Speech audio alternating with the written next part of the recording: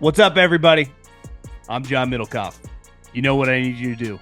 Subscribe to our YouTube channel. We got content for days reacting to every NFL game all the time, every single day. Subscribe, like the videos.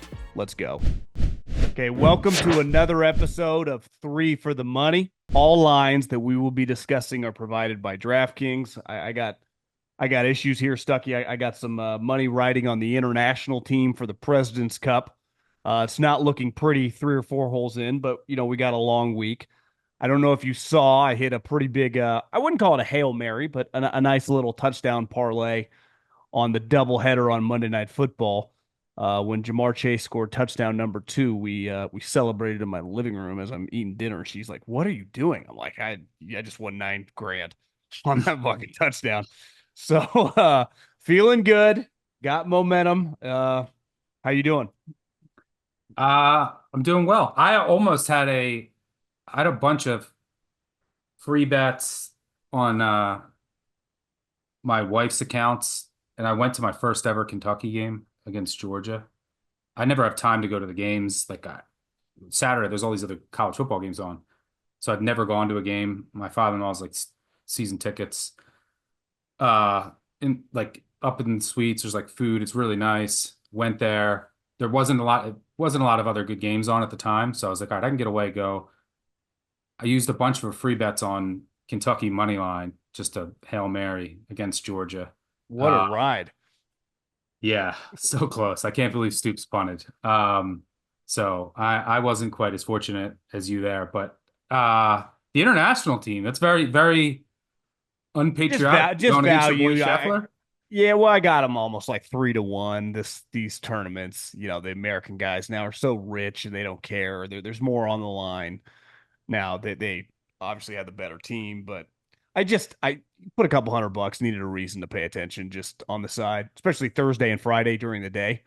It's good television product to have in the back, so I needed a little action. But Who's Scheffler and the like the I can't say I have time to follow golf right now.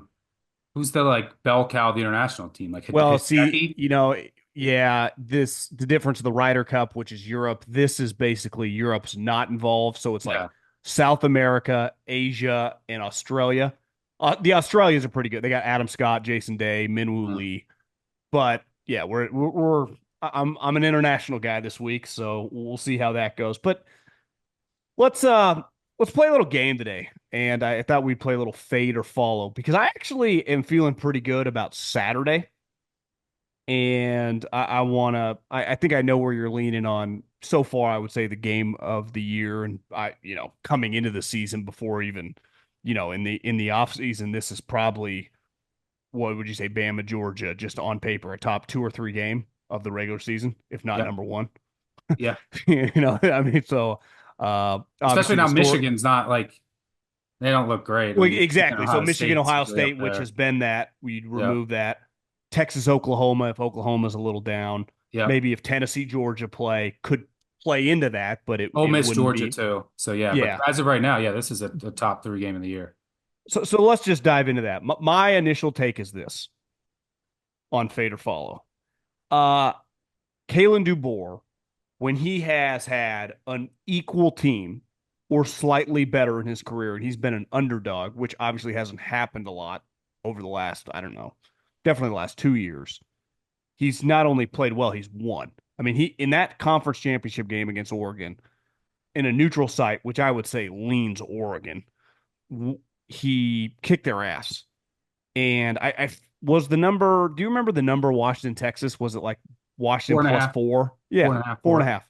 That was my favorite bet. One of them I've ever made in my life. Obviously, it was closer at the end than it should have been. There was a moment where I think they fumbled a punt or something. It could have been a 20-point game at one point in time. In this game, and Kirby said this, that the rosters, because of NIL and transfer portal, are definitely not as deep as, let's say, that 21 national championship team, right? There's just pros everywhere. Now, these teams are still loaded relative to the rest of the country, but the Sweet Saban teams, Sweet Kirby teams are not as good. So it's fair to say that the talent on these teams are pretty equal. Now, replacing Saban's not easy, but I listen, he wins this game. I don't even think it'd be arguable that Kalen DeBoer is immediately a top 2 or 3 coach in the country, right? Hmm. You could argue even if he just goes toe to toe with them, but Sure. I think taking them and the points at home. I don't think taking a money line's crazy. Again, it's not like I feel 100% confident they're going to win. I just really like. I know Bama's got maybe not equal team, but it's like what 95%. Their quarterbacks, I'd say changed the narrative on where I think most people thought he was going, and I just love their head coach. So I just think the head coach, which it was easy to fall off when you replace Saban. What if there's not really that much of a fall off in the program when it comes to the coaching? So I think getting Bama plus points at home in a game where this Georgia team to me is just not as good as they have been. You just saw them live. I mean, they're just. What about offense? Obviously, the running backs are good, but are they potent outside? Is there? I think their quarterback's a little overrated. Maybe I'm just overreacting to that Kentucky game, but I don't know. I'm going Bama here. I'm fading. So I'm going fade here. I will also say, I mean, I can't fault you for backing DeBoer. DeBoer's been an against the spread monster wherever he's been. It's at whatever level and whatever position he's coaching. His teams have been just cover monsters. I will say I've been watching this line because I want to bet Georgia and I'm going to bet Georgia. I'm just waiting to see, like, is it going to drop? I can get a cheaper price. Is it going to go to 3? It's really just been holding steady. Open to pick last week and at a prominent book. Georgia got hit immediately, went out to like 2.5, and then it's kind of just sitting there. If you do like Alabama, you might as well wait, see if a 3 pops. I imagine it'll get bought quickly, but there's no harm. I shouldn't say no harm, but there's not as much harm in waiting. And if it comes down to 2, it's not like it's a key number. But I actually like Georgia in this matchup. I'll say for a few reasons. One, DeBoer is a great coach. I'll give him that. I expect Alabama to be prepared here. They're off a bye just like Georgia. But no one is better in the sport right now at motivating his team. And the best thing that happened to Georgia was a close game against Kentucky. And they're also trying to avenge the SEC championship loss last year, which kept them out of the college football playoff, arguably kept them from winning a national title. Jalen Milroe came out and said that Georgia quit. They made Georgia quit in that game. I mean, so Kirby Smart in this spot, and against ranked teams, I think Kirby Smart's 31-13 against the spread. I just dominant in this spot, dominant against ranked teams. He can find things out of thin air to motivate his team in these spots off a poor showing. And they've had these like one-off poor showings every single year the last 4 years on the road. And a lot of times against Kentucky, they're just lower scoring games. That game, Kentucky was just embarrassed the week before against South Carolina. Kentucky has pros on their defense. That's their Super Bowl. Yeah, you knew they were going to come out. So also Georgia's going to be healthier at wide receiver.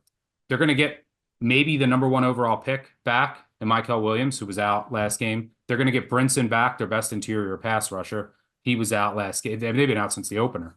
They got hurt against Clemson. People are forgetting the Clemson game. I mean, they destroyed Clemson. Clemson since They look pretty good. looks like a juggernaut. That's the best data point that either of these teams have. And Kentucky's a top 20 defense. Kentucky and Clemson are top 20 defenses. Who has Alabama played? I mean, and if you dig a little deeper, they played South Florida. South Florida played them toe to toe in Tuscaloosa till the end. It was a 5-point game with, I think, 7 minutes to go in the game. Alabama added, I think, 3 touchdowns late in the game, but toe to toe. And South Florida missed some wide open guys down the field, wide open, 4 or 5 of them. Western Kentucky, horrendous this year. And their quarterback, who's since not the starter anymore, he missed some wide open guys. Then you go out and play Wisconsin, and their quarterback gets hurt on the first drive, and you're down to a kid who can't throw it at all. The secondary is extremely vulnerable. You got a transfer from USC who's just decent, Damani Jackson. And then you got a bunch of raw freshmen who aren't experienced. Their safeties are good, but the corners are extremely vulnerable. There's been wide open guys. You won't see it in the advanced stats. Just the teams that they played haven't been able to connect. I think Carson Beck and these Georgia receivers, they're not as good. And they do miss Bowers. Oscar Delp, the tight end, was supposed to take a big step. Urasek, the Stanford transfer, he was supposed to help, but their tight end room has been very underwhelming. but their receivers, they still have talent on the outside. Not as talented. They lost kid kicked off the team. Um, they've had some injuries, but they have enough talent here, and with Beck and a really good offensive line. That is one of the differences in this game is that the Georgia offensive line is very good, and they've already gone up against two, top 15 defensive lines in the country, maybe top 10. Alabama's offensive line has problems, and that's going to be a problem against Georgia, who has pros on their defensive line, will be healthy this week. Alabama did get Proctor back at left tackle. That helps them there, shores up that spot. That was South Florida was dominating the trenches in that game, which is very concerning. You do get your left tackle. You got him back against Wisconsin. That helps with the other positions. It's troubling. So I think Georgia can take advantage. What's gonna happen here is I think that Georgia's offensive line is more equipped to handle the Alabama front seven, which is very good, just like Georgia's, than Alabama is. That's going to give Beck enough time to take advantage of these Alabama corners.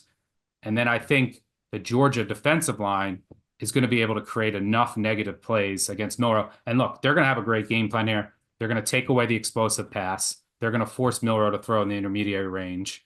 They're going to try to take away his legs. They're going to tweak some things that they did. I think they made a couple mistakes last year in the game plan against Alabama in the SEC championship, but I expect them to have a just tremendous game plan here to defend Milroe.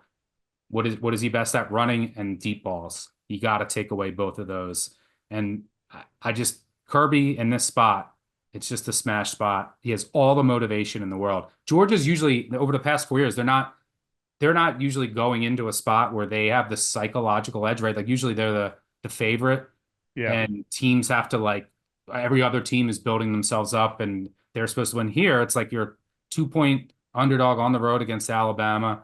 You lost them the SEC championship. They said you quit. Your last outing wasn't that great.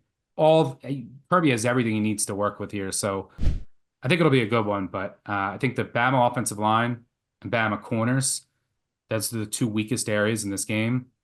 And I think Georgia will exploit both and ultimately win. One more college game that jumped out is I wasn't planning on watching much of this game last week, but it was hard not to kind of fall into it. Obviously, the ending was insane in Boulder. I don't know where you stand on this guy, but Pat Shurmur has to be one of, if not the worst offensive coordinators right now in pro or college. I mean, he's running 4 or 5 wide when his offensive line can't block a soul, and thank God Shador is an athlete and can fucking scramble for his life. But it's like, bro, just run a couple easy routes. Protect them a little bit. You got athletes everywhere, but plus 14, I understand long travel.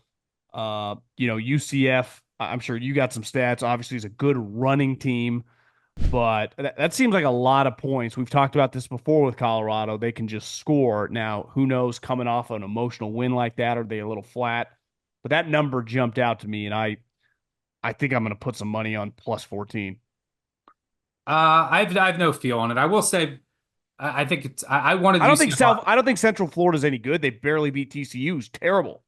Yeah, the biggest weakness on UCF is their secondary. They have their starting safety's been hurt. They have East Tennessee State, a UAB, and another lower level transfer that are playing in their secondary. They have one decent corner, but their secondary is very vulnerable. Hoover's a good quarterback. TCU has good weapons, but they threw all over them, and UCF had to come back. So that's the path here for Colorado. Colorado's not going to get any stops. I'm against KJ Jefferson. The UCF backfield is tremendous. You want to watch a really good back. RJ Harvey, one of the best in the country for UCF. And their depth with Richardson and Penny Boone, Toledo transfer. They have backs for days. Jefferson can run, and then they'll hit you over the top. They have some good receivers, too. It's hard for me to see Colorado getting many stops here. So, how I see this playing out is UCF is going to be able to just have so many third and manageables. Like, everything's going to be easy for them. And then UCF has a bad secondary, so Colorado's going to be able to throw on them a bit, but UCF has a good front. And, they have some other power forward transfers, but they have a really good defensive line. They're going to be able to create some negative plays. Like Shador, the offensive line is not good. Oh. And so he's going to be under fire. And then sometimes he just holds the ball too long. So there's going to be some negative plays that are going to probably kill too many drives of Colorado. it is a bad spot for Colorado. Like they come off a miracle win on a Hail Mary, then in overtime. You got to travel. UCF's off of a bye. You're going to the bounce house, one of the toughest places to play in college football. It's going to be 90% humidity. It's going to be 90 degrees. It's tough. Yeah, you talked me out of it. I'm all that. UCF minus Now, I 14. will say, if you want to bet it like live or because the one thing working, like I don't like fading Colorado when they're a big dog, and they've been really good as underdogs because they will throw it with Shador until the very end. So they've backdoored a number of these games. But you go back to last year, they were down like 24, 28, and they'll come back and lose by like 10, 14, a lot. So they could get the back door so easily here. Like UCF's up 21, 24 late, then they're going to start to go conservative. Gus does keep his foot on the gas sometimes in these spots, which could hurt you. But Colorado, if they get down, like if UCF gets the ball, goes right down the field, and then that number gets juiced up live, you can look at Colorado then or at the half for the second half if they're down like 2 touchdowns because they're not going to stop throwing and they're not going to stop. Deion just doesn't pack it in if they're down, no matter how much they're down. So the back door could be wide open in this game. Okay, let's just dive into the NFL. The LA Rams and Sean McVay had a moment on Sunday against an epic meltdown by Kyle, the defense, the special teams, and Ronnie Bell's inability to catch. And they're going on the road to Chicago. They're an underdog. Obviously, it's not like Puka and Cooper are walking back through that door. So they are still undermanned in terms of their weapons. This thing's pretty simple to me. Chicago looks like one of the poorest coached teams in the league. I just saw a headline before we jumped on that DeAndre Swift probably getting benched. He has not been good for them. Their offensive line's been horrendous. Caleb, like most young players, beside Jaden Daniels, been up and down. But I just think the logic I'm taking to this is quarterback advantage Rams, coach clearly advantage Rams. Now I get emotional win like that. You come down a little bit, kind of a sleepy 10 a.m. start. You're traveling not quite across the country, but pretty far if you're LA. But I'm hammering the Rams in this one. I looked this morning, +3 on DraftKings. You fading or following that? I'm neutral, so neither fade or foul. I can tell you that the line was 2.5. There was some really sharp money on the Bears. At 3, there's sharp money on the Rams. I was looking at the Bears this week. This Rams team is so hurt. You got to go back to like they were dominated by the 49ers most of that game, and they just had a miraculous comeback late. Even in a trailing state, Stafford racked up all those yards late. They still got outgained by like 120 yards, 1.5 yards per play. And San Fran was without like 4 key starters on offense. So the defense is really bad and injured. The offensive line is not good and injured. They don't have Nakua. They don't have Cup. Think about 2 weeks ago when they went to Arizona, this MASH unit, and they got destroyed by the Cardinals. So I was looking to get the Bears here at a cheap price. At 3, I can't do it. I will say the unit that I trust the most is probably the Bears defense. Bears defense has been good. Their defensive line's actually been really good, even outside of Sweat. But you nailed the key point, which scares me off, I would never lay 3 because of the coaching mismatch. This is the biggest coaching mismatch of the weekend. And I mean, you saw McVay last week. He didn't have his weapons. He went 2 tight ends, 2 tight end heavy. He never did that in the past. And it worked, and it enabled him to steal that game. It's going to be a theme for the Bears a lot this year. We'll see if Caleb starts to improve, but they're in a division with some of the best staffs in the NFL. LaFleur is an outstanding coach.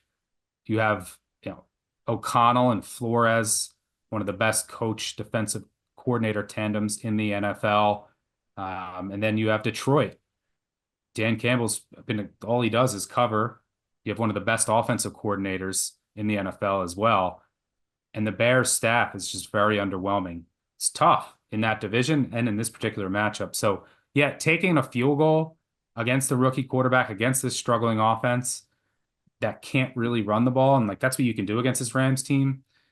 And the Bears just haven't been able to do it to help out Caleb at all. So taking the 3, just knowing that you have the much better coach, I don't hate it, but I'm not personally following.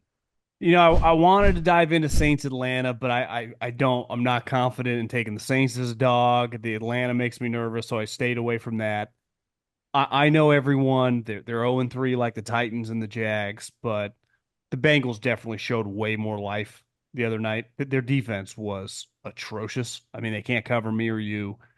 Their head coach does refuse to stick with the run just to slow down the game a little bit when his defense can't stop anybody. So it's like, yeah, you can score fast, but you're behind right now and you can't stop anybody. So Zach Taylor, I think, from a passing standpoint, is like one of the highest in the league in terms of percentage of attempts, and which in theory makes sense. He's got Joe Burrow, Jamar Chase, now Higgins is back, but in terms of the way his defense was playing that individual game, probably needs to change. Now, is Andy Dalton going to look like Joe Montana again? Probably not. I mean, that to me feels, I'm sure you got stats on this, interim head coach, backup quarterback, which we talked about last week. You like him in certain spots, especially that first game.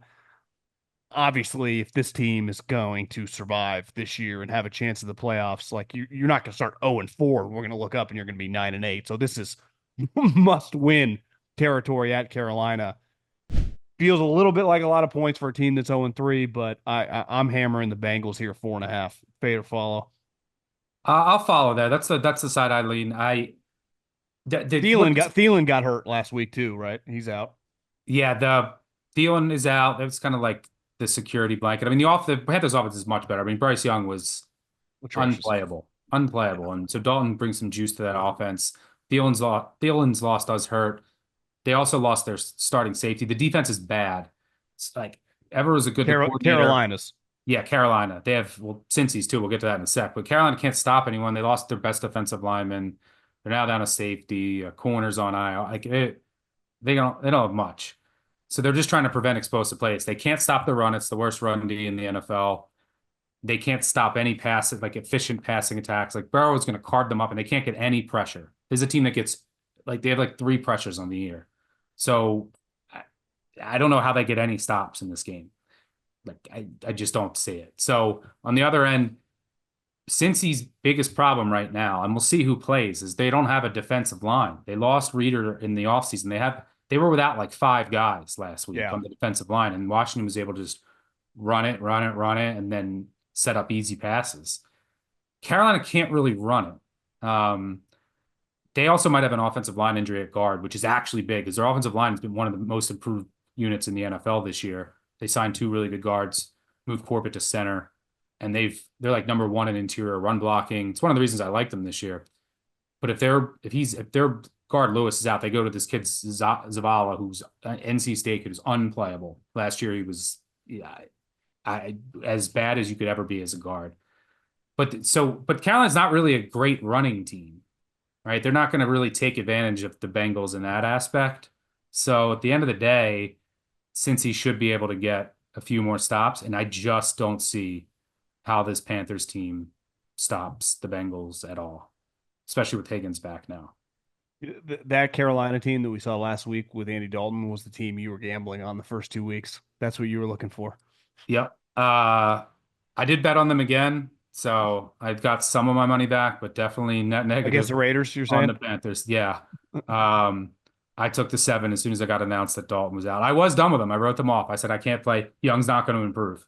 I thought he would at least not get worse than he did. So yeah, I won't be betting the Panthers this week, but I mean, it has to be one of the last week. It has to be one of the great statistical changes week to week in the history of the league for what they were getting out of Bryce to what they got in that one game out of Andy Dalton. I mean, he had 3 touchdowns in the first half. 3 touchdowns in the first half. The Panthers Bryce Young had 2 touchdowns in his previous 4 games combined. And he had 3 in the first half.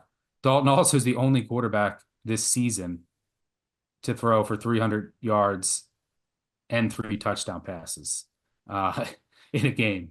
And he was sitting behind Bryce Young. So, yeah, the Panthers had scored 20 total points in their previous 4 games combined. They hadn't had a lead in 10 games, right?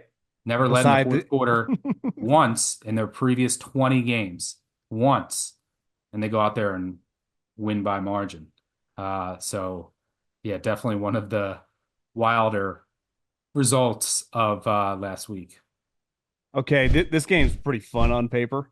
Uh, Jaden obviously was pretty incredible the other night, and Arizona's a fun watch.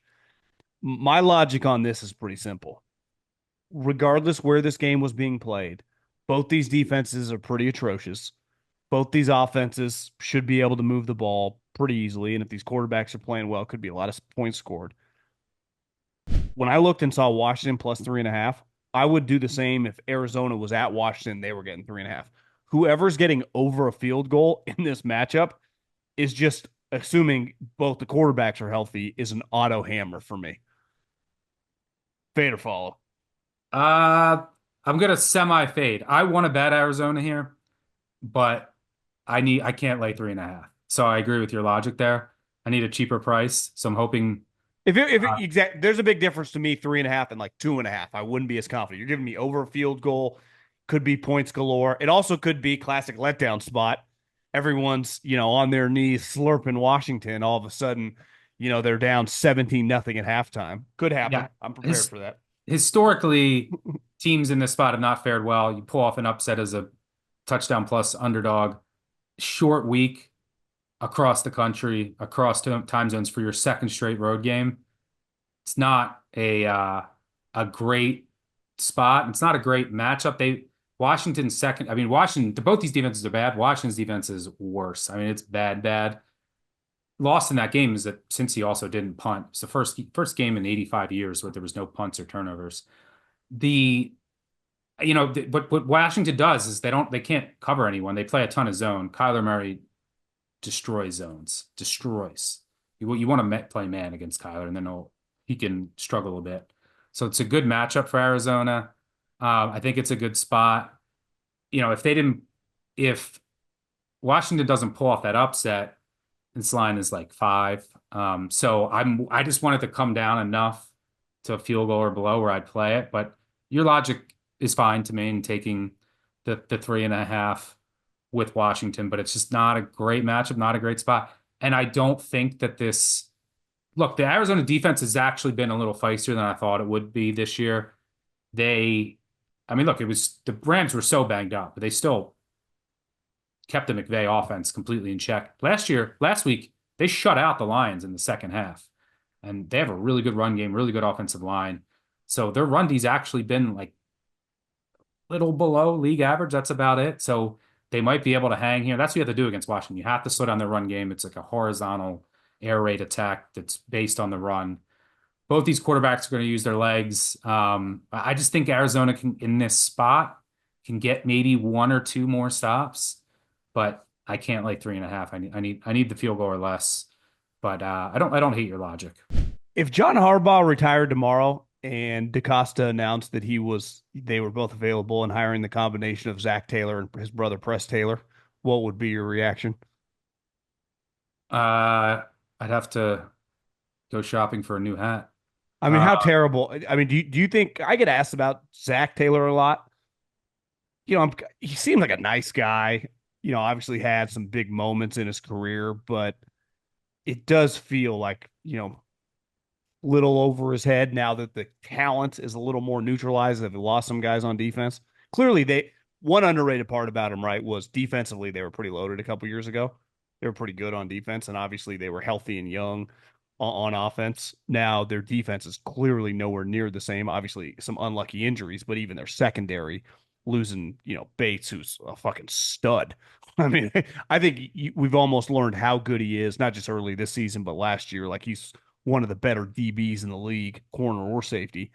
So that's a massive loss. But it does feel like is he going to get fired at the end of the year if they go 7 wins?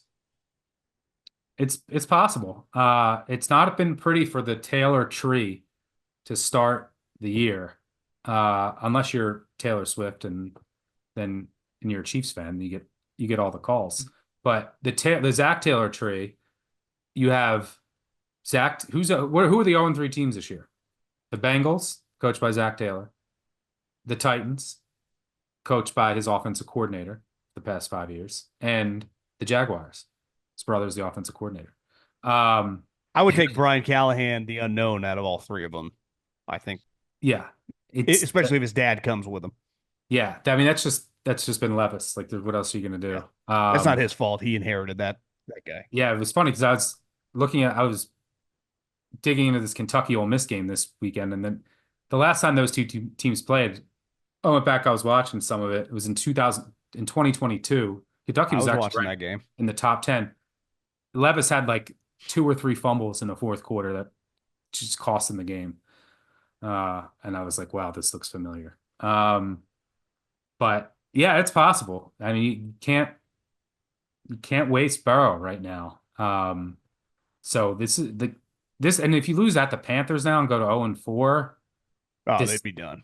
the chatter is just gonna go. You just have a whole year, a whole season of like, get this guy out of here, and the season's over. Like at 0-4, you're done. Like 0-3, you're close to done. Like one of the last 129 teams since 2000 has made the playoffs that started 0-3.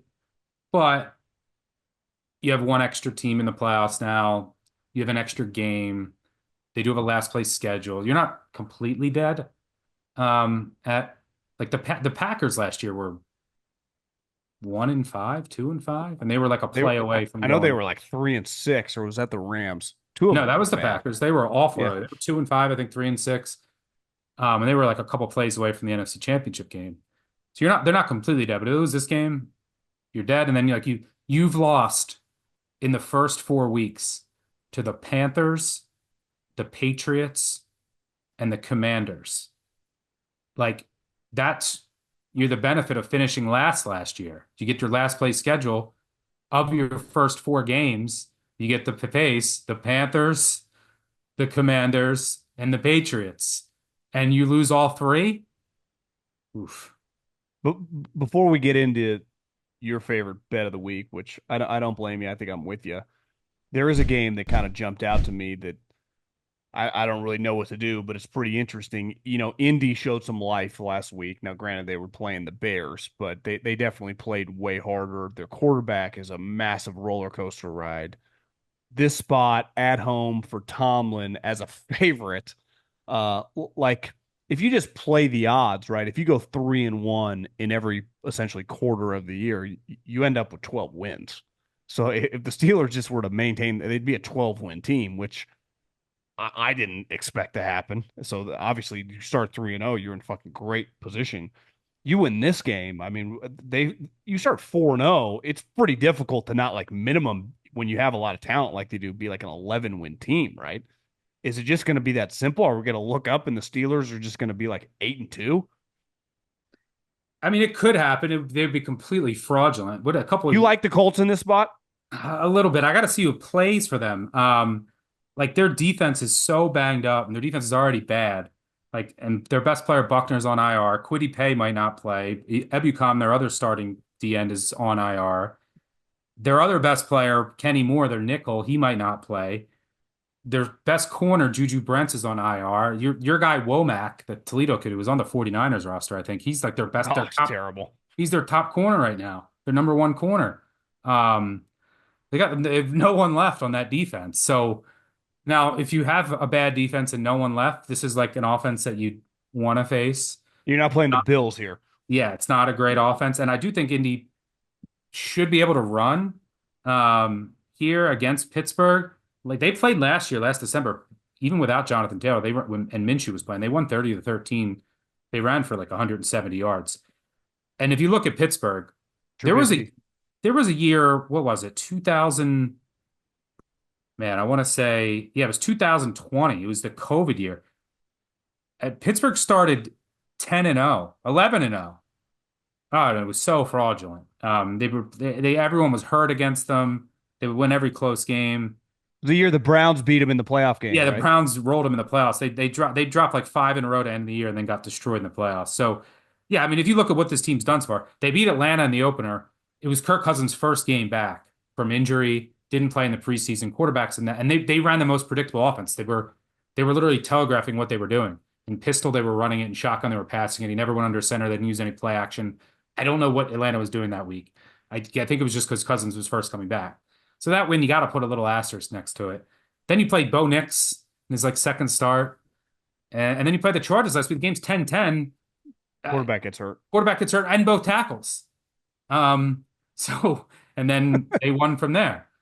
So they've been extremely fortunate. Now Fields has played better. He's managed the game. He's not making mistakes. They're relying on the run. They're not really running it well, but their defense is really good. They don't have Highsmith. They lost Highsmith to injury, which hurts a bit. But this is like the Broncos can't really run it. I don't know. Atlanta wasn't really, I don't know what they were doing. And the Chargers had the injuries to their quarterback and tackles. So yeah, the problem is just Richardson is so inaccurate. So like this probably comes down to, does he hit a few explosive plays? Like he's going to chuck the ball down the field. Does he connect on a couple? That's probably all you need to win this game. Like 17 points, 20 points.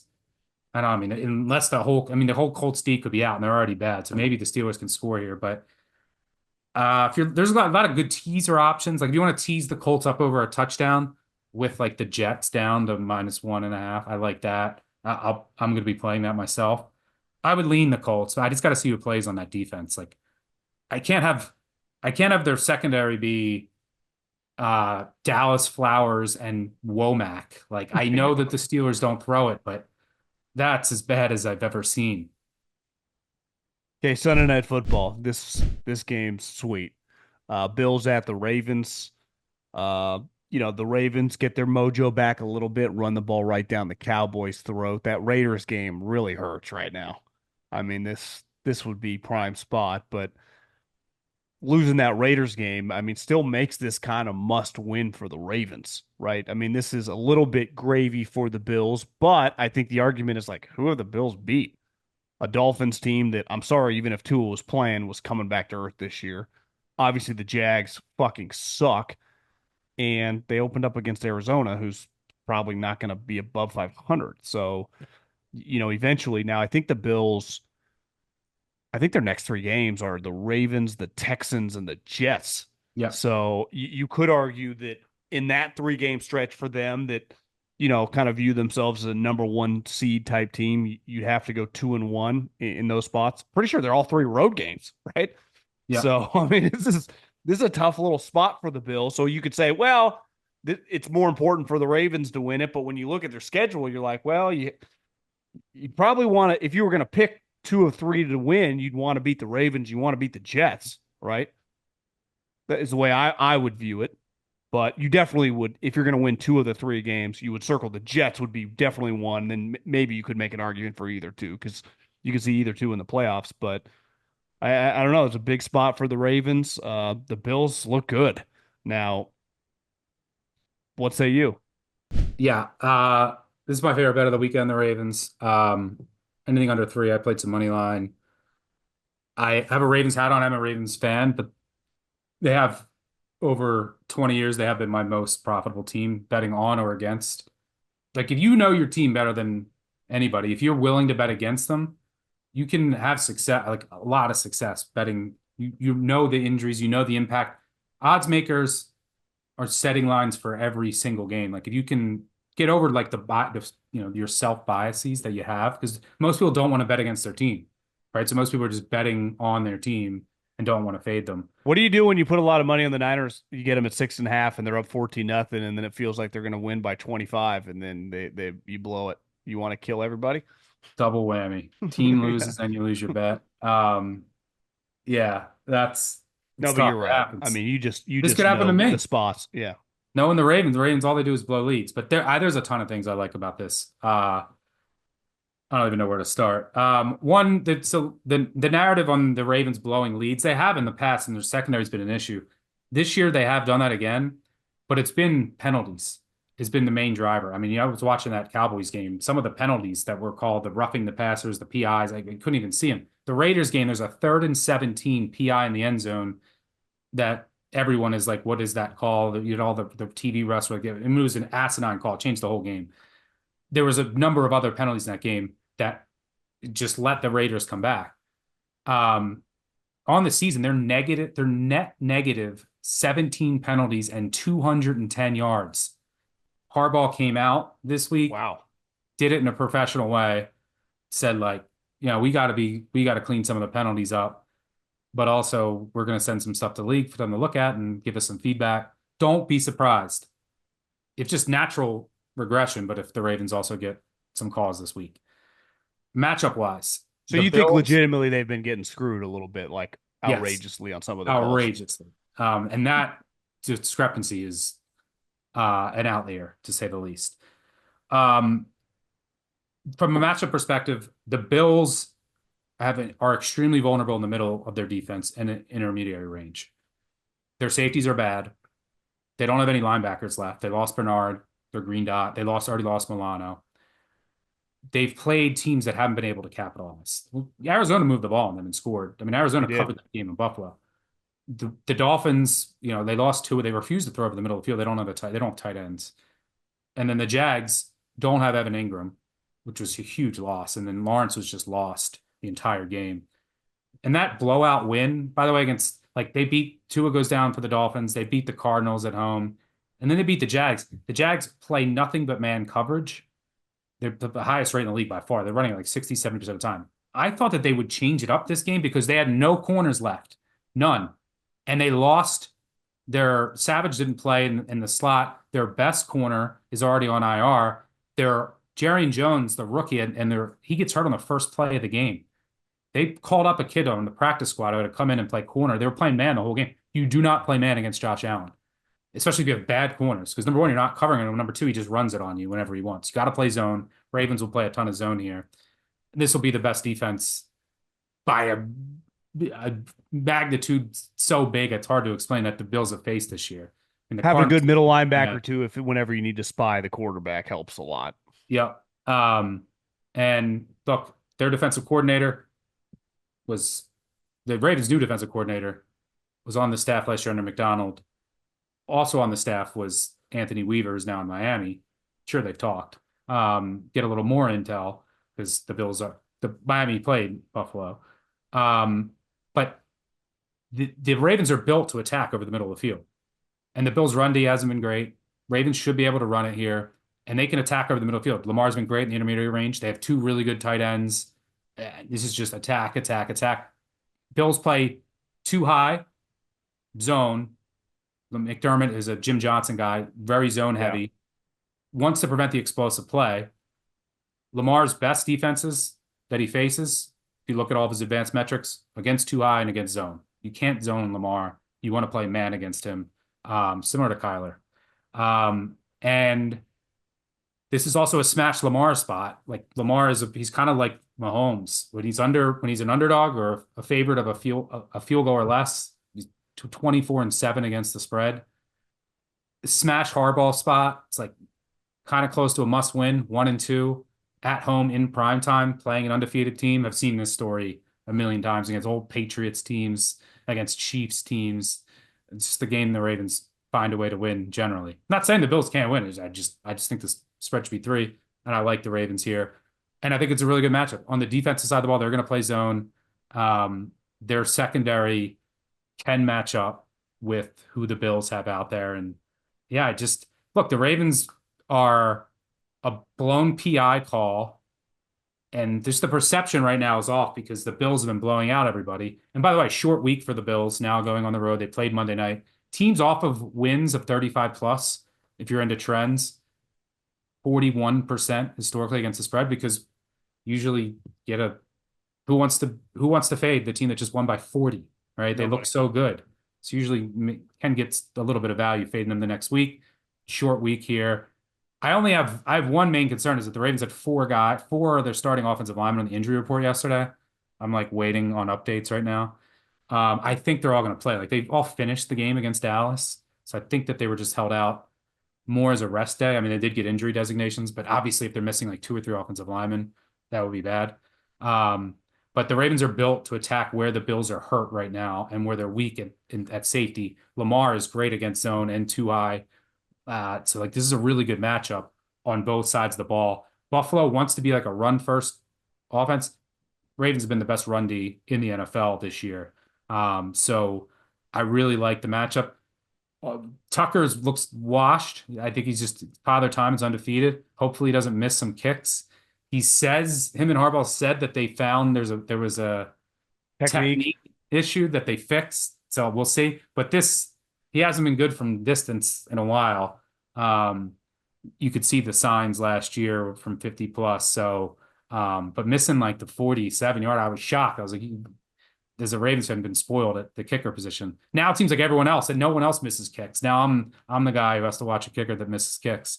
That is But weird. It's like watching an old golfer. It's like, what is wrong with Phil Mickelson? And it just goes, and it's yep, just never the same. yep. Happened to So Vinatieri, didn't it? I mean, he just fell off a yeah, cliff. yeah. Vinatieri, I mean, couldn't even rely on him to make an extra point. So it's sad. Tucker's been one of my favorite players, but I like the spot. I like the matchup on both sides of the ball. I think this is the peak of the Bills market. You're hearing like, and rightfully so, the Bills have been great. But you're hearing Josh Allen lock MVP.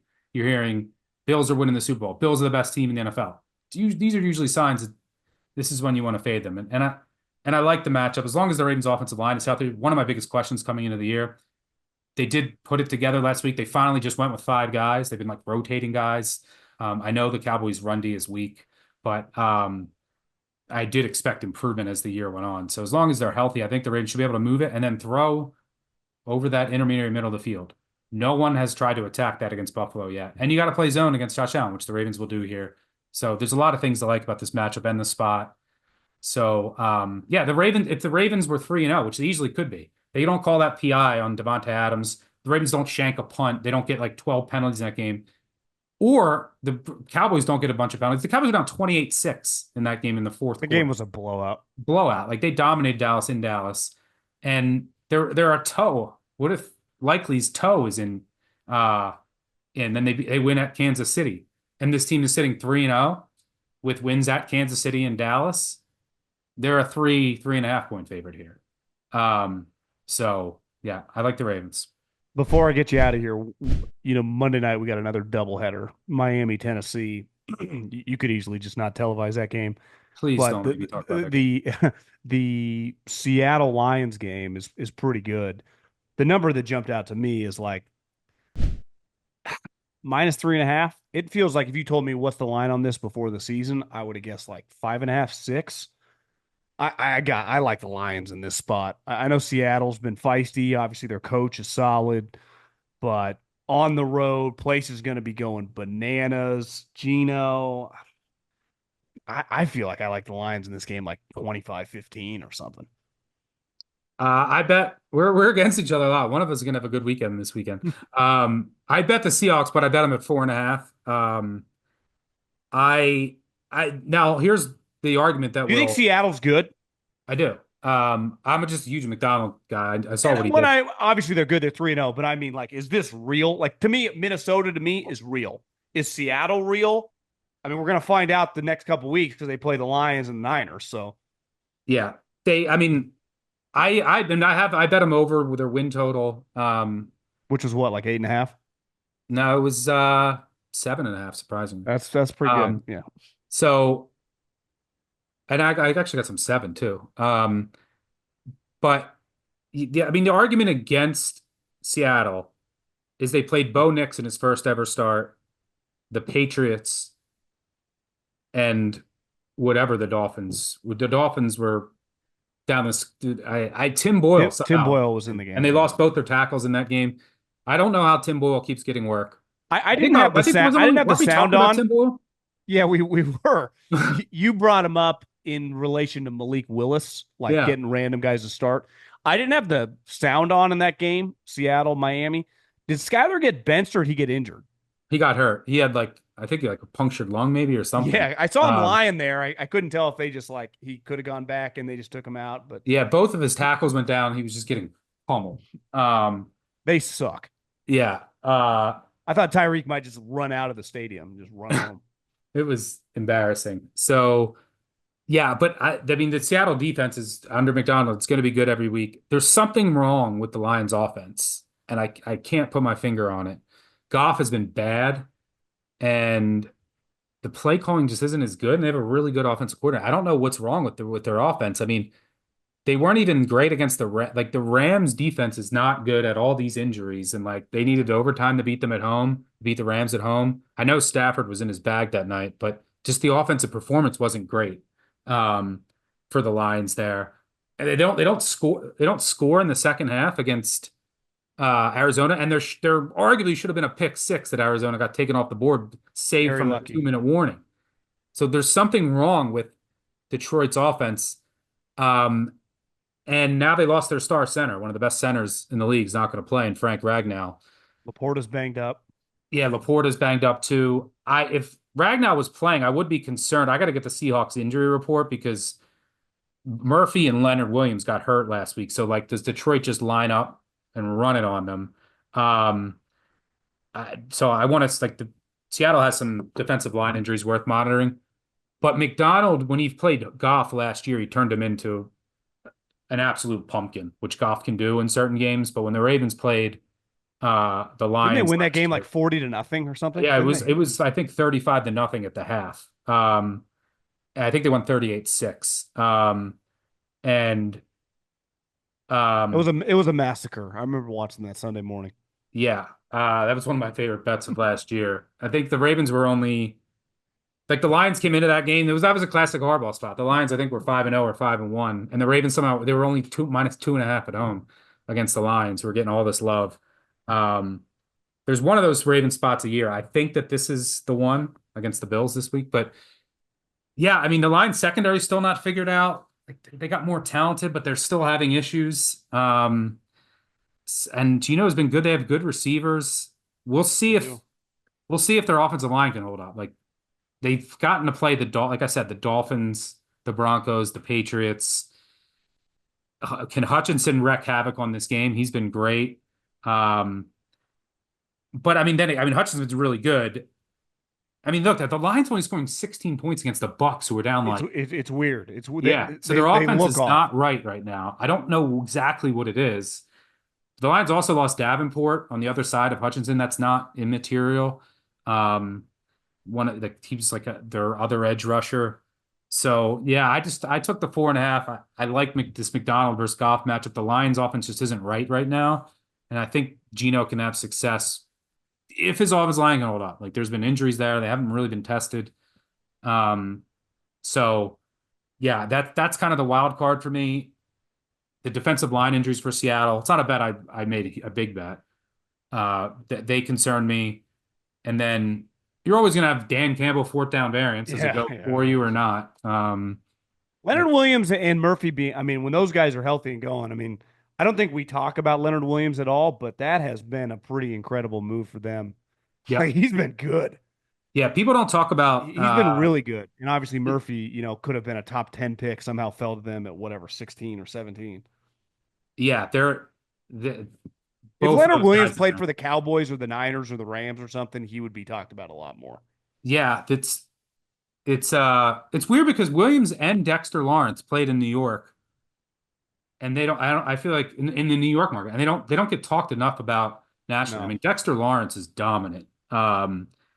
And yeah, but the Seattle defensive line in recent years has been bad. atrocious.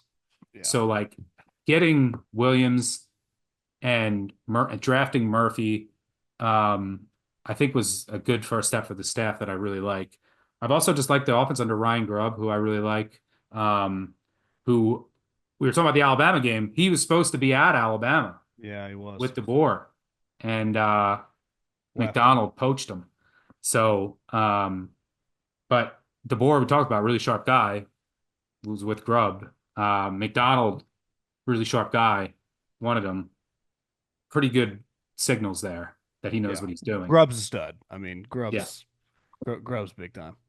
Uh, well, Stuckey, I think we're not quite on the same page on a lot of things. That Bama Georgia game is a nice little precursor to the NFL weekend, though, because that's going to feel that fucking place is going to be going nuts. Big spot for my guy DeBoer and your guy Kirby. So Yeah, it's I'm exciting. hammering The Bama money line there. college slates haven't been great so far, No, but from here on out, they're it's like, with better. conference play, you're gonna have like one or two of these games a week. So Saturdays are about to get very exciting with Sundays, football weekends, fall. is in the air.